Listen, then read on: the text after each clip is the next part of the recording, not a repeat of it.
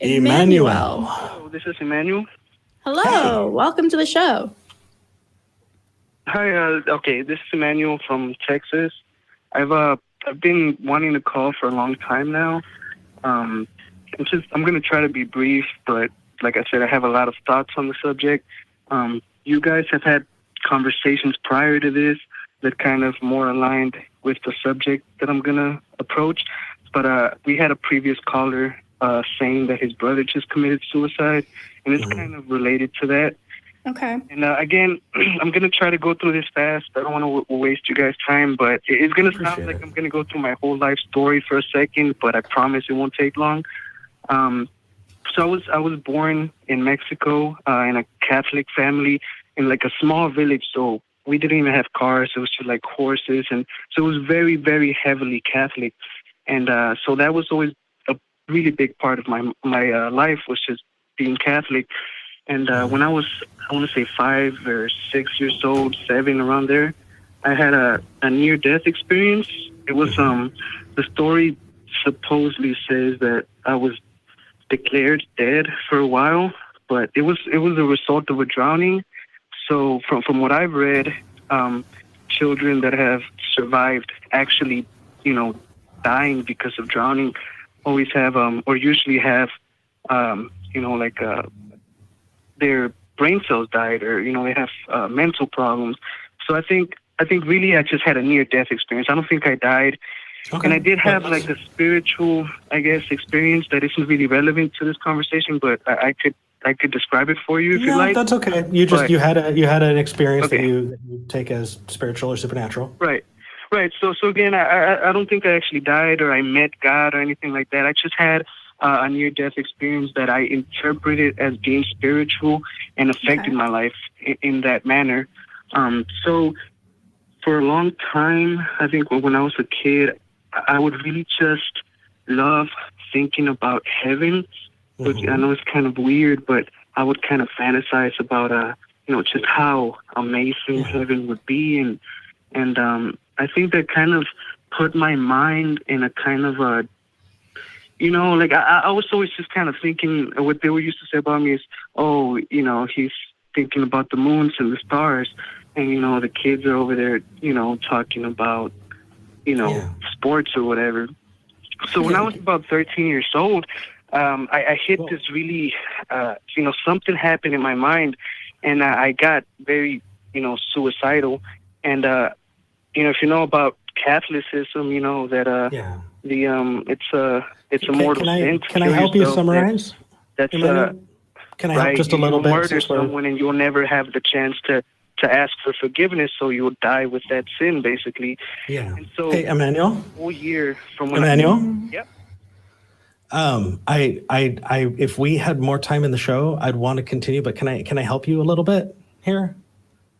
Yeah. It says. Go ahead. Sure. No, that's okay. You're sharing a lot, and actually, that lays a groundwork for what you wanted to talk about. What it says in the notes is believing in God negative if it brings about positives in your life? And it says that you still consider yourself a believer. Is that correct? Right. Yes. Okay. So let's take that thinking and let's apply that elsewhere. If believing a thing is negative, even if it brings about positive change, right? So radiation therapy, negative or positive? Positive. Got it. Should I go get radiation therapy tomorrow? Should everybody get radiation therapy? Cancer, no. No. So something is contextually very important. So let's make sure that we're understanding the context there. And then let's move on and talk about, I think the noble lie is what I usually go to. And have you heard about the noble lie? No, I haven't. Okay, really easily, it was this idea that the peasants, this was in a society that didn't have growth. It was a caste system. And because of that, you had the peasants, and then you had the working class, you had the upper class, you had nobility, and you had had royalty. And what this idea was, okay, well, let's just tell the peasants that in their soul, there's copper.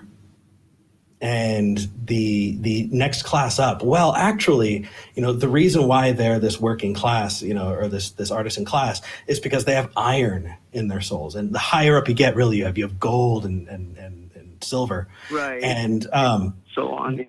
yeah, what those were reasons to convince people to stay in this caste system. And so the noble lie was this idea that even if we know it's not true, we should tell them, because people won't revolt. People will just fall in line. And isn't that better for the world? Right. So it's kind of, it's a decision between what is good for the individual as opposed to what is good in general or for society as a whole. Yeah. And really, ultimately, I think that the view is and should be that we want to give people as much true information about the world. We want people to be able to decipher as much as they can about the world correctly as possible, because I don't want to be in the position where I'm being this nanny and trying to make the decisions for other people because I think they're too stupid to make it for themselves. And so I want to make sure that they have. Completely agree. Right. And just to make sure that I am understanding you, that's kind of like the idea in India, where the higher caste classes will say, well, you must be having this, or you must be in poverty because you did something wrong in the previous. Exactly. I get that. I kind of if I could just for a second just keep going. I understand that I guess I can't really separate the idea of God from the individual. I can do that with church, with the church and larger theologies. If you're talking about specific religions, I guess it's just it's a little bit of a personal question, like I was saying, and it kind of does have to do a little bit with suicide. And I think, and I'm wrong. I know I'm wrong. I'm not challenging anyone. I'm kind of just asking for a little bit of your opinion and your help. To kind of illustrate my thinking. So for a long time, for when I was 13, I felt like I needed to find out if God is real. That was like a practical question that I needed the answer to. Like I had to find it somewhere, because if he was, then I could, commit suicide and I wouldn't be burning in hell for the rest of my life. And if he wasn't, then I could just commit suicide and I would be comfortable, And but after that year of kind of contemplation and really thinking about everything, I guess I don't have any logical, reasonable arguments to make for the existence of God. I just have like a personal, I guess. Yeah. Just like a personal to that belief.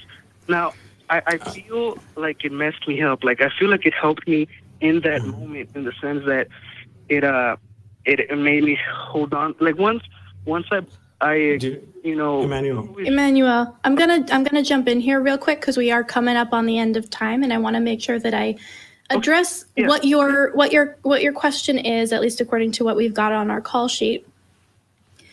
That story that you told us just now is exactly the reason why believing in God is negative, even if it brings positives. Yeah. Do you know the reason why the church decided that, made up specific rules about suicide and why it was bad? Because they knew that they were painting such an amazing picture of the afterlife that all of their followers would just kill themselves to get there. And so they had to stop that from happening by telling people that suicide was a sin.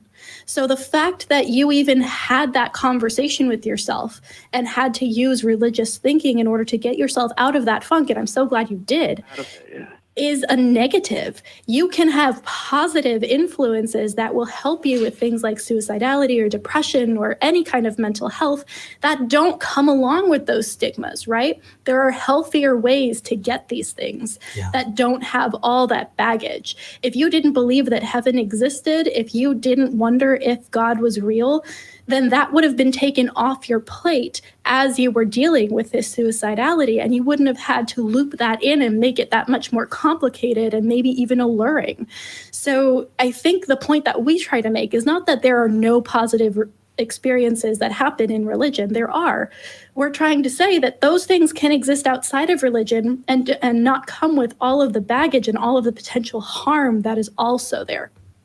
Yeah. I'd like to add as well. Okay, I agree with everything you just said. Yeah. Emmanuel, I feel you, man.